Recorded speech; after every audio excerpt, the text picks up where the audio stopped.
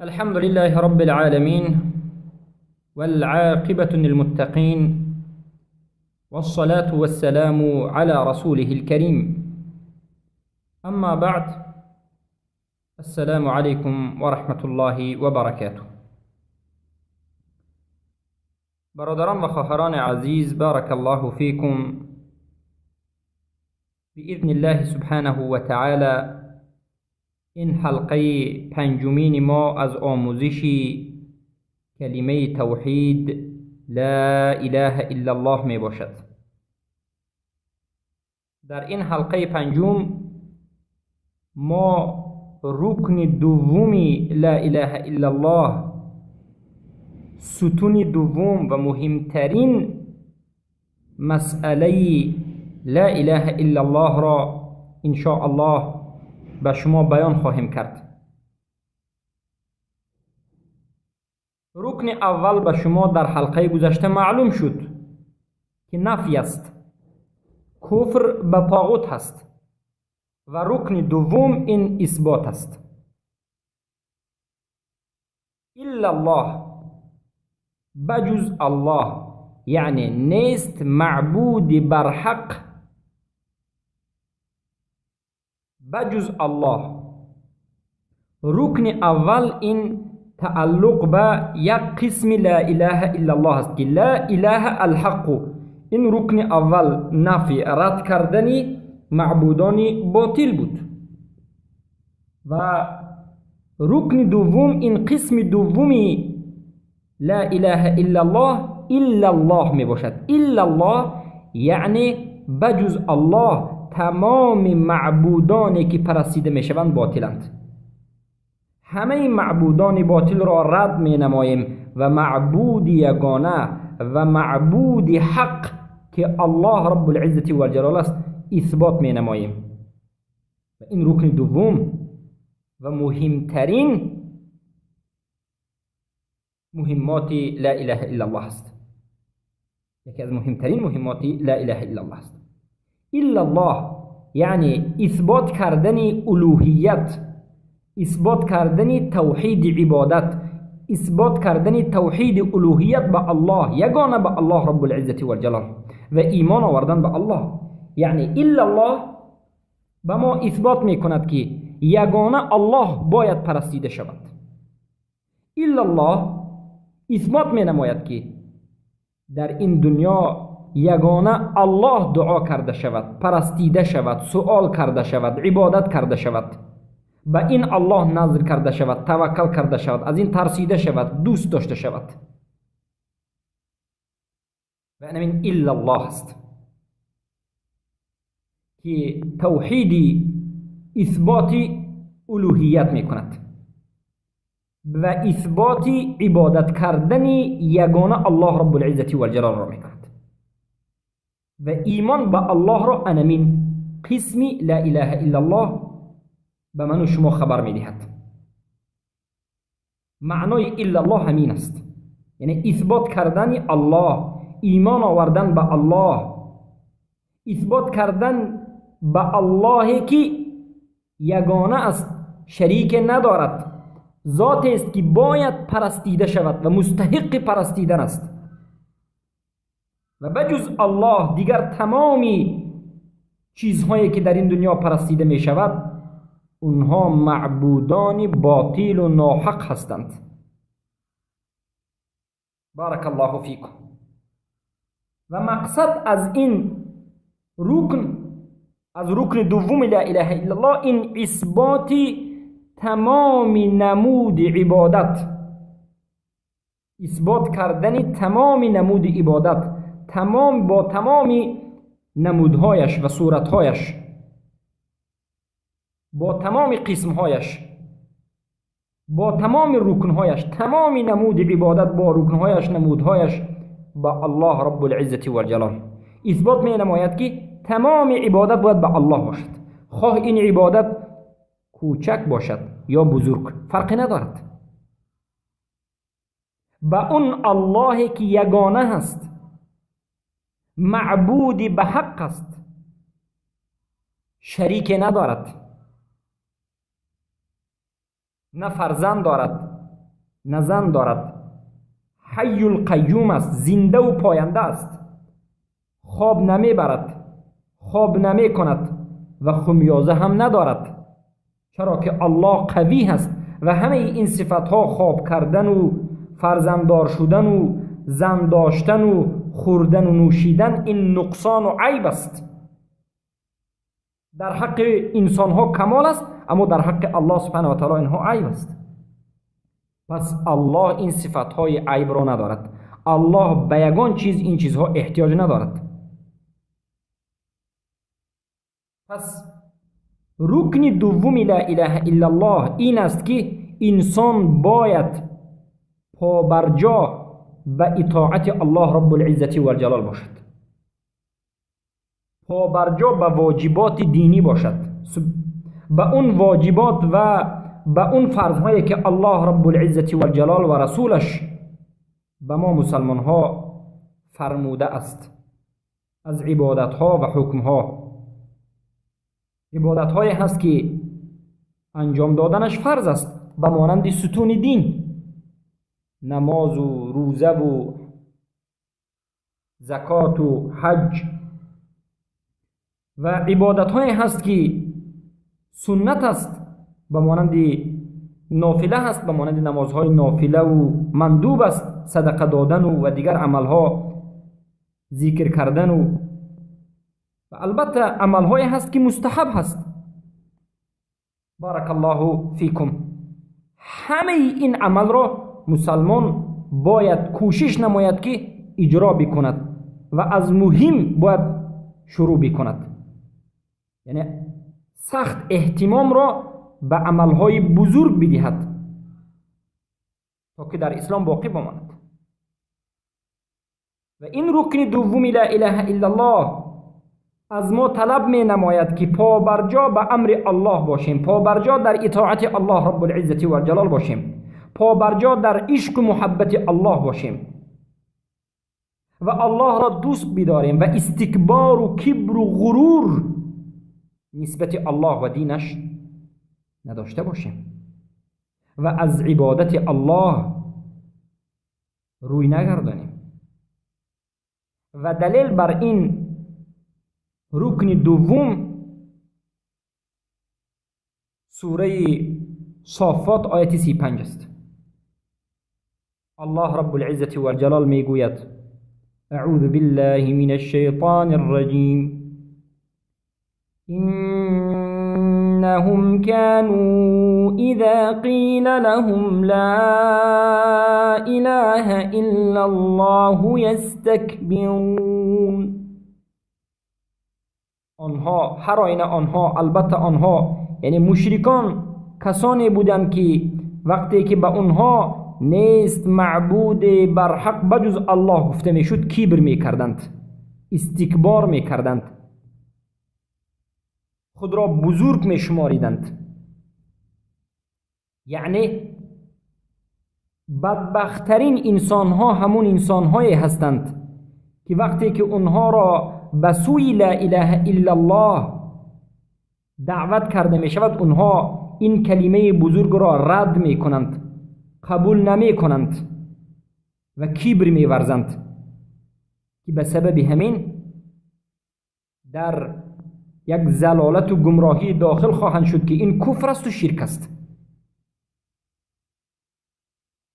پس انسان نباید در قبول کردن لا اله الا الله کبر بکند. لا اله الا الله و همه آن چیزی که لا اله الا الله در بر دارد از اون معانی و شروط و رکنهایش.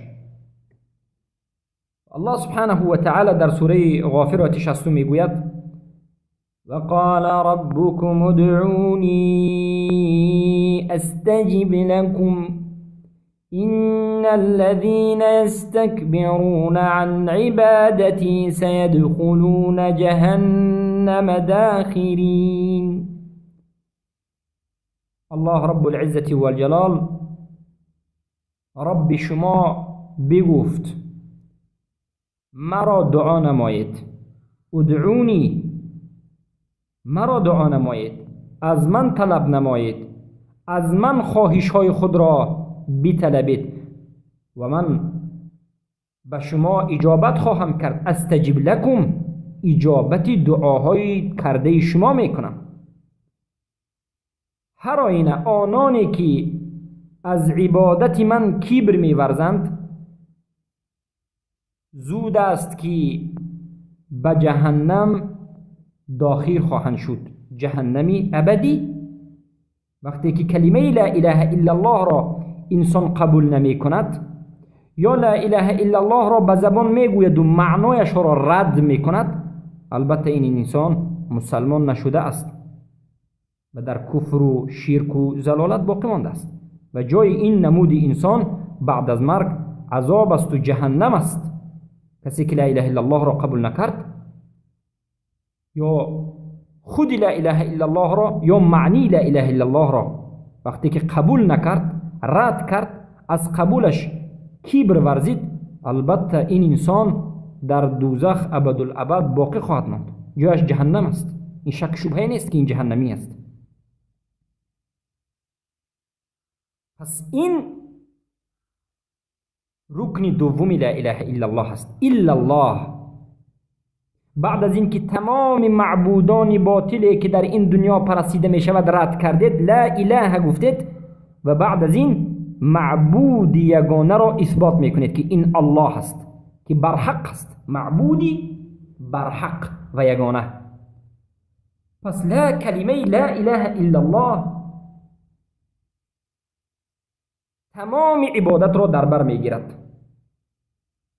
عبادت های قلبی، بدنی، زبانی و این چنین ولا و برا. همه این مسائل در درون در معنی لا اله الا الله وجود دارد و لا اله الا الله در برگیرنده همه این چیزها است. پس مقتضای شهادت دادن به لا اله الا الله چیست؟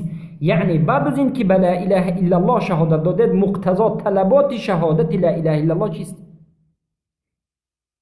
لا اله الا الله شهادتش از شما چی طلب می نماید؟ چی می خواهد؟ وقتی که یک کس لا اله الا الله گفت، از این انسان چی طلب می نماید؟ لا اله الا الله از این انسان چی می خواهد؟ این شهادت مقتضایش چیست؟ اولا باید لا اله الا الله به زبان گفته شود و عمل به تمام طلبات لا اله الا الله باید کرده شود و انسان باید ملتزم باشد، التزام نماید به همه آن چیزی که این کلمه لا اله الا الله به اون دلالت میکند. به مانند الله رب العزة والجلال را یگانه او را عبادت نماید و الله رب العزة والجلال را اطاعت بکند و طاعتش را بجا بیاورد و پابرجا به شریعت الله باشد و به رسول اکرم صلی الله علیه و سلم تسلیم بشود، گفته های رسول الله را عملا اجرا بکند و سخن شخص دیگری را از سخن رسول الله بالا نداند.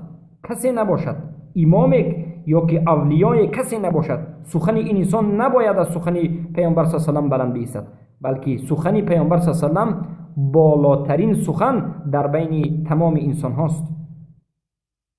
سخن رسول الله صلی الله علیه و سلم این مصدر تشریع است. سخن رسول الله صلی الله علیه و سلم، سنت رسول الله صلی الله علیه و سلم بعد از قرآن است و منهج اسلام این سخن رسول الله صلی الله قرآن و سنت است به فهم سلف امت. مقتضای لا اله الا الله این چنین این است که انسان باید به عبادت های که به غیر الله انجام داده می شود به اون عبادت ها کفر ورزد. کفر ورزیدن به تمام عبادت هایی که به غیر الله انجام داده می شود، یعنی به همه اون عبادت هایی که در گرد اطراف قبرهای انسان ها، در گرد و اطراف سنگ ها و درخت ها، در گرد و اطراف دیگر چیزها انجام داده می شود، باید گوینده لا اله الا الله، شهادت دهنده لا اله الا الله همه این چیزها را رد بکند و به همه این چیزها کفر ورزد. کفر ورزیدن به معنای ترک کردن و رد کردن. و این چنین مقتضا و طلبات لا اله الا الله این است که تمام عبادت های بدعی ترک کرده شود و یگان نمود عبادت را به غیر الله سبحانه و تعالی به دیگر چیز صرف نکند. و مقتضای لا اله الا الله و طلبات لا اله الا الله از گوینده لا اله الا الله این است که از مشرک ها گوینده لا اله الا الله براءت جوید، بیزاری جوید، مشرکین را ترک کند، کفرشان را و شرکشان را و خودشان را. بارک الله فیکم. پس انا این معنا و مقتضای لا اله الا الله است. یعنی وقتی که یک انسان کلمه لا اله الا الله را شهادت داد، بعد از گفتن لا اله الا الله این کلمه و این جمله از گوینده اش طلبات دارد. طلباتش انا نمین است. عمل کردن به طلبات لا اله الا الله، ملتزم بودن به آن چیزی که این کلمه دلالت می کند، یگانه الله را پرستیدن، اطاعتش کردن، به امر و طاعتش بجا استادن، به گفته رسول الله تسلیم شدن و کفر ورزیدن به عبادت هایی که به غیر الله انجام داده می شود، مشرکین و کفار، و ترک کردن عبادت های بدعتی که امروز در بین مسلمان ها چقدر عبادت های بدعی وجود دارد. وقتی که میگوید که این بدعت است، میگوید که فلان اولیا به من این را گفت. سخن رسول الله را به یک طرف میگذارد و سخن کسی دیگری را قبول میکند و عمل مینماید که البته همه این چیزها را باید ترک کند و این مقتضای لا اله الا الله است. شیخ الاسلام مجدد الدین محمد بن عبد الوهاب رحمه الله میگویند فالله الله یا اخوانی تمسکوا باصل دینکم. الله ای برادرانم میگویند به اصل دینتان چنگ زنید. اصل دین شما، بالاترین درجه دین شما، سر دین شما و این تمام دین شما این شهادت دادن به این که نیست معبودی بر حق بجز الله است. یعنی تمام دین و بزرگترین دین، مسئله دینی این لا اله الا الله است. و اعرفوا معناها، معنای این کلمه را بدانید، با معرفت نسبت این کلمه باشید. و احبوها، و این کلمه را دوست بدارید، اهل این کلمه را دوست بدارید، دانندگان این کلمه، فهمندگان این کلمه، عمل کنندگان بر این کلمه را دوست بدارید. احبو اهلها، خود این کلمه را دوست بدارید و اهل این کلمه را دوست بدارید. وجعلوهم اخوانکم، اهل این کلمه را برادران خود قرار بدهید. ولو كانوا بعیدین، گرچنده که از شما دور باشند. ای برادرم و ای خواهر بزرگوارم که لا اله الا الله را دانستی و فهمیدی و به مقتضایش عمل نمودی، در کجای دنیا نباشی تو برادر و خواهر مسلمان من هستی. وکفروا بالطواغیت، و به طاغوت ها کفر ورزید، رد نمایید، ترک نمایید، طاغوت ها را ترک نمایید، به اونها کافر باشید. کافر شدن، روپوش کردن و ترک کردن و رد کردن. و عادوهم، و به کافران دشمنی نمایید. و بغضوا من احبهم، و بد بینید و بغض پیدا بکنید نسبت کسانی که کافران را دوست می‌دارند. سبحان الله. این سخن شیخ الاسلام محمد بن عبد الوهاب است که چقدر سخن زیبا است. خصوصا جمله آخرش که میگویند به طاغوت ها کفر ورزید، و اونها را دشمن خود قرار بدهید و بد بینید و بغض و بغض و بد بینید کسانی را که کافران را دوست می‌دارند. البته این هم مقتضا و طلبات لا اله الا الله است. کسانی که از مسلمانان کافران را دوست می‌دارند باید ما اونها را بد بینیم، باید اونها را بد بینیم، چرا که این رکن لا اله الا الله کفر به طاغوت است. البته ما در حلقه آینده باز میگردیم به کفر به طاغوت، یعنی رکن اول را که کفر به طاغوت مغز رکن اول است، ان شاء الله یک حلقه کاملا درباره طاغوت صحبت خواهیم کرد. پس این بود مقتضای لا اله الا الله.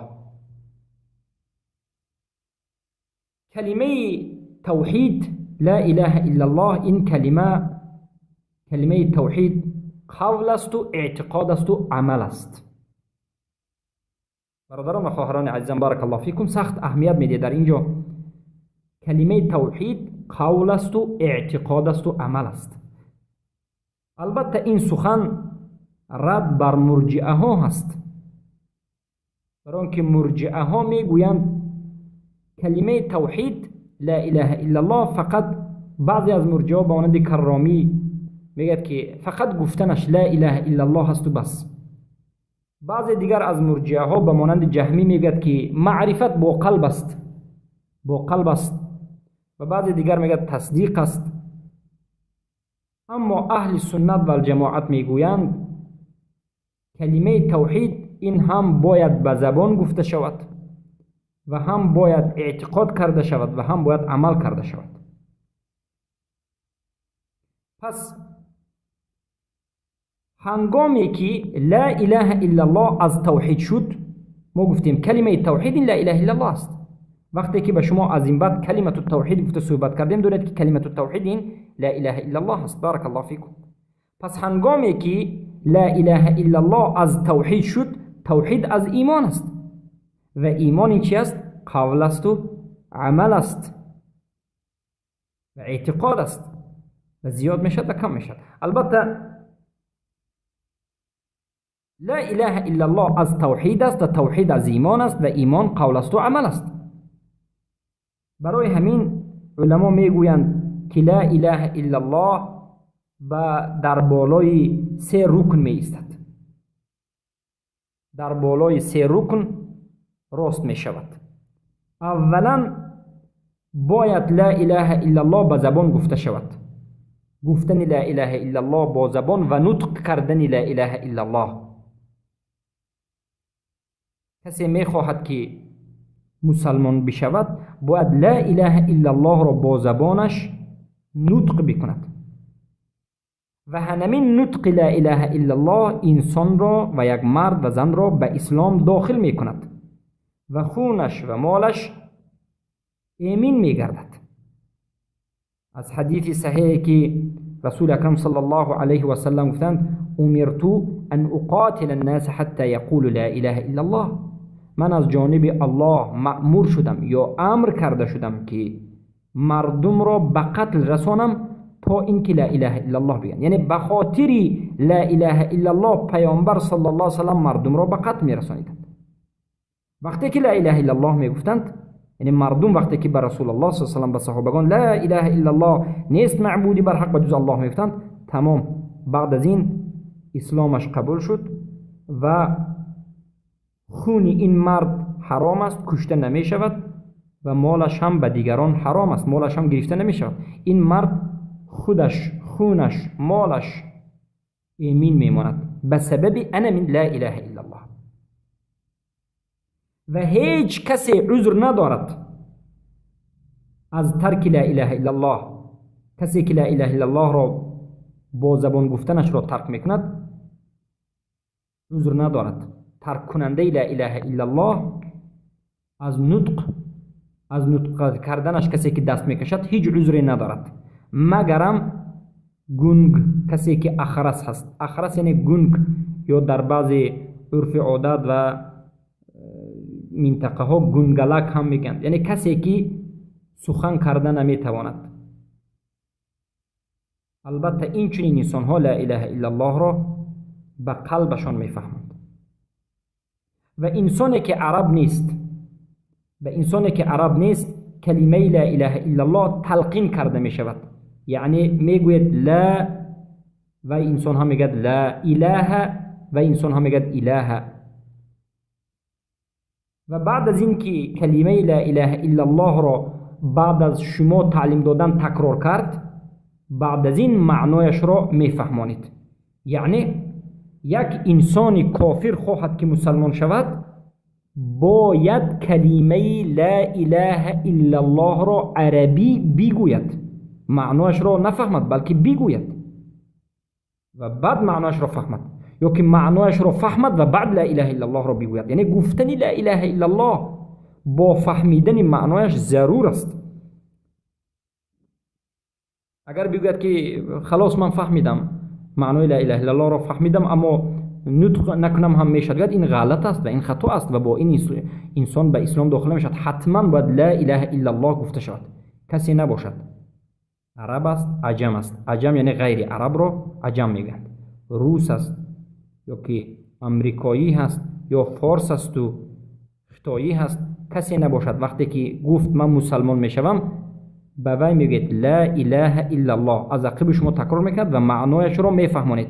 میگوید که لا اله الا الله دو رکن اساسی دارد. لا اله تمام اله ها را ترک میکنی، اله کنفو، اله هند، اله دیگر معبودایی که از اولیا و درخت و سنگ و قبر و دیگر چیزا داشتی همه‌اش را ترک میکنی، به همه اونها کفر میورزی، به همه طاغوت ها کفر میورزی و الله یگانه رب العزت و الجلال را که رکن دوم است الا الله اثبات میکنی و الله را قبول میکنی.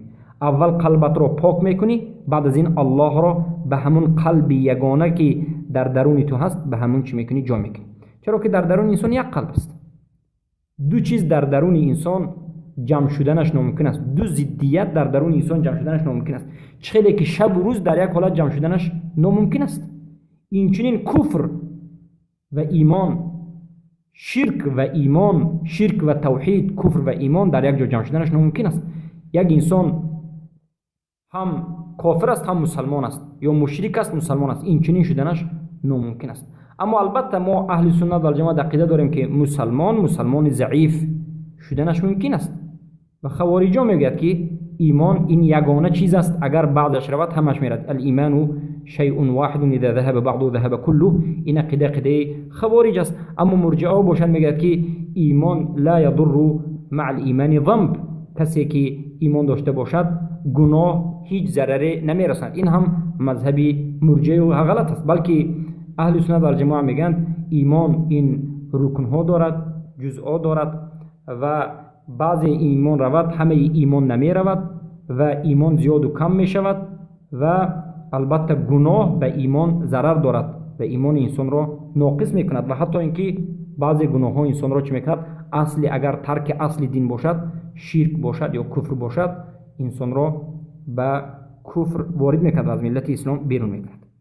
و این رکنی اولی لا اله الا الله برای مسلمان شدن بود. و رکن دومش یعنی کسی که لا اله الا الله میگه برای مسلمان شدنش، یعنی کسی که مسلمان شده میخواد اول لا اله الا الله گفتم، یعنی لا اله الا الله در بالای سه چیز می ایستد. یکمینش گفتم با زبان، دومینش اعتقاد کردن معنای لا اله الا الله به قلب و تصدیق کردن معنای لا اله الا الله و دوست داشتن لا اله الا الله و قبول کردن این مقتضا و طلباتی که لا اله الا الله میکند که ما به شما بیان کردیم و یقین و باوری کردن به همین لا اله الا الله. این معنای اعتقاد است. اعتقاد به لا اله الا الله چی معنی دارد؟ یعنی دانستن معنای لا اله الا الله، تصدیق کردن لا اله الا الله، دوست داشتن لا اله الا الله، قبول کردن لا اله الا الله، یقین یعنی باوری کردن لا اله الا الله، شک و شبهه را از دل دور کردن نسبت لا اله الا الله. پس هر کسی که شرط از این شرطهای گفته‌مون را تصدیق، محبت، قبول، یقین اینها را چی میکند؟ ترک میکند، داند که اون منافق است. منافق کیست؟ کسی که به زبان لا اله الا الله میگه اما اعتقادش وجود ندارد. اعتقاد یعنی قلبش تصدیق به این لا اله الا الله حالا نکرده است، یا قلبش لا اله الا الله را حالا دوست نداشته است، حالا قبول نکرده است، یا که شک یا شبهه دارد. برای همین لا اله الا الله را به زبان گفته است اما به دلش که اعتقاد نکرده است، این منافق شده است. البته منافق این دو قسم است، منافق اکبر و اصغر، نفاق اکبر و نفاق اصغر. نفاق اکبر انسان را از اسلام بیرون میکند، نفاق اکبر کفر است، کفر اکبر است. و نفاق اصغر این البته گناهی میده، گویا که گناهی صغیر است. بارک الله فیکم. پس ظاهر کردن اسلام با زبان و باطن کردن کفر با قلب، این کفر اکبر است. پس بارک الله فیکم، این معنایش این است که لا اله الا الله را با زبانش میگوید و با قلبش به لا اله الا الله کفر میورزد. به کدام نمودی کفر نباشد، یعنی به کدام نمودی کفری که تعلق به قلب دارد، بمانند کفر تکذیب، کفر دروغ شماردن لا اله الا الله، یا که کفر شک. البته ما به شما در حلقه‌های گذشته نوعی نمودهای کفر اکبر را بیان کردیم. در اونجا به شما بیان کردیم که کفر اکبر 6 قسم دارد: کفر تکذیب، کفر استکبار و کفر الشک و الریب و کفر امتناع و البغض. پس کسی که لا اله الا الله را بگوید اما تصدیق نکند، اما محبت نداشته باشد، قبول نداشته باشد، شک داشته باشد، گویا که کفر تکذیب و کفر شک و کفر بغض و این چنین به مانند همین قلبش به لا اله الا الله کفر ورزیده است. پس باید اعتقاد داشته باشد. گوینده لا اله الا الله به زبانش باید به قلبش اعتقاد داشته باشد. مشکلی امت اسلام در همین جاست که بعضی از مسلمان ها اعتقادشان ضعیف است و مرجئه در بالای آنها غلبه کردگی است. امروز در مناطق تاجیکستان میبینید و خصوصا آسیا الوسطا، آسیای میانه، اون منطقه هایی که در زیر تصرف کمونیست ها بودند، این کمونیست ملحدا بر بالای مسلمان ها یک مصیبت سختی را آوردند. عقیده مرجئه را بر سر مسلمان وارد کردند و اونها را که به عقیده مرجئه راضی کنند. عقیده مرجئه جهمی این است که امروز مردم تاجیک و آسیای میانه میگد که ما مسلمانیم و اما میگد که قلب پاک باشد شد. یعنی لا اله الا الله بگو، معناش را نمیدانی، این کلمه را دوست نمیداری، ضد این کلمه کار میکنی، به ضد این کلمه میجنگی، به این ضد، یعنی به ضد کلمه میجنگی، اهل این کلمه را دشمن خود اعلان کرده ای و بعد از این چنین مردم با میگن که دل ما پاک است و ما مسلمانیم. یعنی اینها رکن لا اله الا الله را فقط نطقش را میدانند، اعتقاد نکردند. و این چنین رکن سومی که یعنی لا اله الا الله در بالای اون می ایستد، این عمل است. یعنی یک انسان وقتی که مسلمان خود را میگوید باید به زبان بگوید و به قلبش اعتقاد لا اله الا الله را داشته باشد و بعد از این عمل نماید. عمل نمودن به مقتضای لا اله الا الله و ملتزم و التزام شدن به مقتضای لا اله الا الله و رکنش و رکنهایی که لا اله الا الله دارد، از نفی و اثباتی که به شما ذکر کردیم. و یگان عملی بیجای را یا ضد لا اله الا الله را عمل نکردن یا شکننده از شکننده های لا اله الا الله را انسان نباید به جا بیاورد. بارک الله فیکم. البته به بعضی انسان ها حدیث صحیحی که از رسول اکرم صلی الله علیه و سلم وارد شده است اشکال ایجاد میکند. حدیث این است که رسول اکرم صلی الله علیه و سلم گفتند، حدیث صحیح است: من قال لا اله الا الله دخل الجنه. هر کسی که لا اله الا الله گفت داخل جنت می شود. حدیثی صحیح است. اما برادران و خواهران بزرگوارم، بارک الله فیکم، شما باید منهج اهل سنت و الجماعت را نسبت قبول حدیث دانید که اهل سنت و الجماعت یگان حدیث را تنها خودش را نمی گیرند، بلکه این حدیث را با دیگر حدیث هایی که به همین موضوع وارد است همه اش را جمع می کنند. بین این حدیث ها نظر می کنند و این حدیث ها را بعد از جمع کردن معنا را بعد ذکر می کنند. در موضوع لا اله الا الله حدیث های دیگری ذکر شده است، به مانند اینکه پیامبر صلی الله علیه و سلم میگویند من قال لا اله الا الله مخلصا من قلبی دخل الجنه. هر کسی که لا اله الا الله خالصانه از قلبش میگوید داخل جنت میشن. و در حدیث های دیگری آمده است پیامبر صلی الله علیه و سلم میگن که هر کسی که لا اله الا الله را صادقانه بگوید داخل جنت میشود. و بعد از این میگن هر کسی که لا اله الا الله را بگوید و به مقتضای لا اله الا الله عمل نماید، مقتضا یعنی طلبات لا اله الا الله را به جا بیاورد، بعد داخل جنت میشود. هر کسی که لا اله الا الله بگوید طلباتش حسابش یعنی نماز و روزه و بعد از این دیگر چیزها را به جا بیاورد، بعد داخل جنت میشود. وقتی که ما حدیث های دیگر رو نظر میکنیم چی میشود؟ این حدیث عموم را اونها چی میکنند؟ مقید میکنند. البته ما در این حالت میگوییم که کسی که لا اله الا الله بگوید و عمل را انجام ندهد، یعنی جنس عمل را تماما عمل را لا يعمل خيرا قط لا يعمل خيرا قط، یعنی یگان عملی اسلامی را یگان مراتب انجام ندهد، این انسان کافر است. لا اله الا الله به انسان فایده ندارد و این عقیده اهل سنت و الجماعت است. اما امروز مرجئه ها جوش زدند. بسیار انسان ها مرجئن بیخبرند، بسیار طالب علم ها مرجئ است بیخبر از خودش، فقط همین لا اله الا الله را شعار خودش کرده است. هر کسی که لا اله الا الله گوید داخل جنت میشد، عمل نکند هم داخل جنت میشد، شرک انجام دهد هم داخل جنت میشد، چی کاری بکند هم داخل جنت میشد. و این عقیده چی است؟ مرجئه ها است. عقیده اهل سنت و الجماعت این چنین نیست. عقیده اهل سنت و الجماعت این است که هر کسی که لا اله الا الله بگوید و رکن لا اله الا الله دو رکنش را به جا بیاورد، لا اله الا الله را به زبان بگوید، اعتقاد بکند و عمل نماید. و البته عمل به چند قسم تقسیم می شود که البته مرجئه ها در نسبت تقسیمات ایمان و عمل هم چی هستند؟ جاهل هستند. اصل ایمان را از واجب الایمان یا که ایمان الکامل المستحب جدا کرده نمیتوانند. ما میگیم عملهایی هست که این اصل ایمان است که انسان اگر این عمل را ترک کرد کافر می شود گرچند که لا اله الا الله بگوید. و عملهایی هست که این واجبات الایمان است، اگر انسان ترک کند کافر نمی شود، البته کافر نمی شود.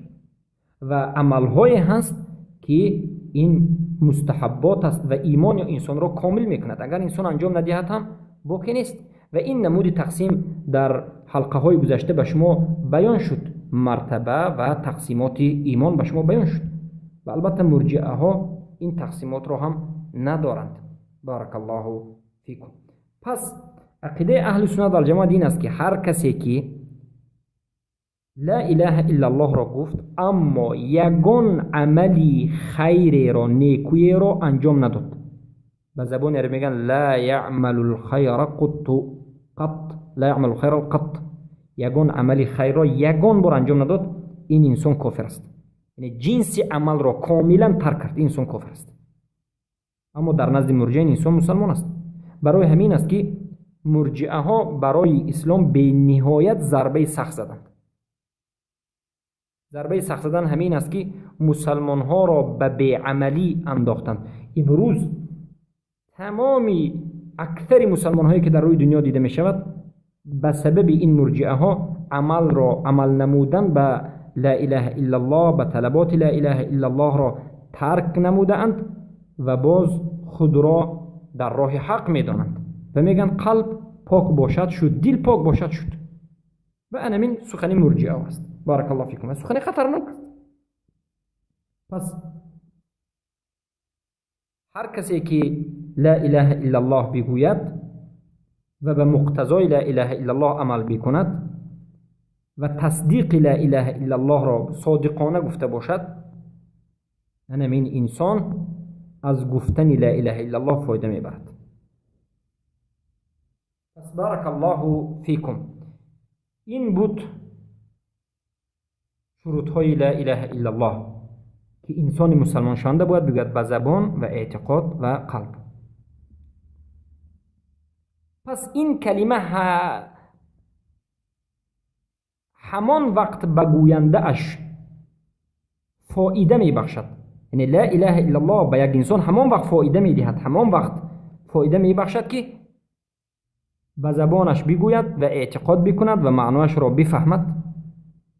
به زبانش بگوید لا اله الا الله بگد و معنای لا اله الا الله را به قلبش فهمد، به دلش فهمد و عمل به طلبات لا اله الا الله بکند به جسمش، یعنی به جسم عمل نماید. و این گفته ما به سه چیز پیدا می شود. یعنی همه این گفته های ما به سه چیز پیدا می شود. مثلا اول چیزش یکم رکن لا اله الا الله را به جا آوردن، یعنی ایمان به الله می آورد و از غیر الله به طاغوت ها کفر می ورزد. ایمان به الله بیاورد و کفر به طاغوت ورزد. و دوم به شرط های هفتگانه لا اله الا الله که انشاءالله به شما در حلقه آینده ذکر میکنیم عمل نماید. سوم شکننده از شکننده لا اله الا الله را انجام ندهد. یعنی کدام وقت لا اله الا الله به من و شما فایده میبخشد؟ همان وقتی که ما این سه چیز را به جا بیاریم. سه چیز کدام چیز هست؟ اولا به جا آوردن رکن های لا اله الا الله، دو رکن لا اله الا الله. دوما عمل نمودن به شرط های هفتگانه لا اله الا الله. سوما ترک کردن شکننده های لا اله الا الله. البته لا اله الا الله دو رکن دارد، هفت شرط دارد و اینچنین شکننده های زیاد دارد. هر یک چیز شکننده دارد. روزه شکننده دارد، حج شکننده دارد، عمره شکننده دارد، طهارت شکننده دارد، نماز شکننده دارد. اینچنین لا اله الا الله شکننده دارد. پس این گفته ما، قاعده که به شما بیان کردیم، لا اله الا الله کدام وقت به شما فایده میدهد؟ به نهایت سخنی بزرگ است که باید حفظ کرده شود و فهمیده شود و عمل کرده شود. اما کسی که کافر هست کدام وقت مسلمان می شود؟ آیا کافر لا اله الا الله بگوید و بعد از این اعتقاد بکند و بعد از این رکنش را، شروطش را عمل بکند و بعد از این شکننده اسلام نبیارد بعد مسلمان می شود؟ نه. به مجرد گفتن لا اله الا الله کافر مسلمان می شود، به اسلام داخل می شود. یعنی یک کافر وقتی که لا اله الا الله گفت معنیش را فهمید، تمام. رکن لا اله الا الله را گفت، فهمید معنی لا اله الا الله را فهمید، لا اله الا الله گفت، به مجرد نطق لا اله الا الله و قبول کردن معنای لا اله الا الله به اسلام داخل می شود.